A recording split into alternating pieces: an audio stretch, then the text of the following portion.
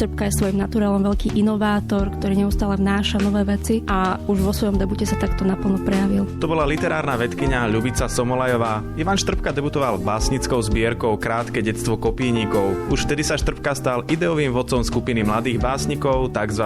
Osamelých bežcov. Osamelí bežci vytvorili niekoľko manifestov, v ktorých celkom jasne a priamo povedali, o čo sa budú vo svojej tvorbe pokúšať a v čom vlastne chcú zmeniť tú poetiku, ktorá doposiaľ v slovenskej literatúre vládla. Ten najväčší prevrat spočíval v odklone od takého preestetizovaného výrazu k výrazu veľmi čistému, takému priamejšiemu a skôr s dôrazom na etiku. Prečo slnko zúfalo nahé od rána preteká stromami aj prázdnymi pohármi? Prečo je tieň ako plyn belasý a prečo nechávaš svoje nemé vlhké ústa na pospas mojim vlhkým nemým hrám?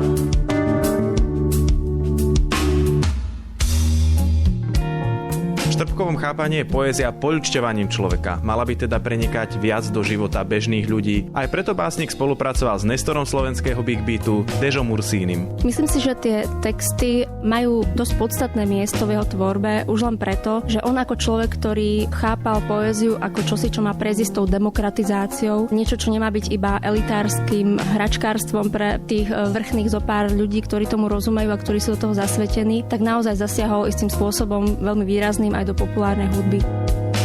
Mám holú tvár,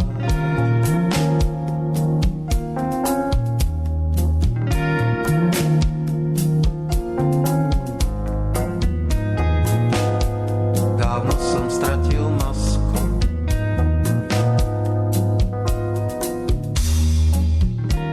Literárna vedkyňa Ľubica Somolajová tvrdí, že Ivan Štrbka je človek, ktorý sa nebojí rizika, aj pokiaľ ide o tvar básne. A práve preto často jeho básne balansujú na hranici. Často je to báseň v próze, alebo je to na hranici poézie a úvahy, eseje. Čiže to najdôležitejšie pre neho je, aby priniesol čosi nové, aby čosi, čo sa nedá inak vypovedať, vypovedal v tej novej forme. Rovnako ako v Štrbkových básniach, v tých textoch sa prejavujú tie základné motívy, ktoré sú pre Štrbku vlastne typické dodnes. Je to neustály pohyb, dynamika, veľmi jemné uchopovanie významu. To využívanie tohto potenciálu slov súvisí s tým, že on nie je autor, ktorý vypovedáva o svete, ale je to autor, ktorý sa skôr pýta, ktorý je skôr skeptický a on je vlastne veľmi podnetný aj pre tú najmladšiu generáciu súčasných slovenských autorov.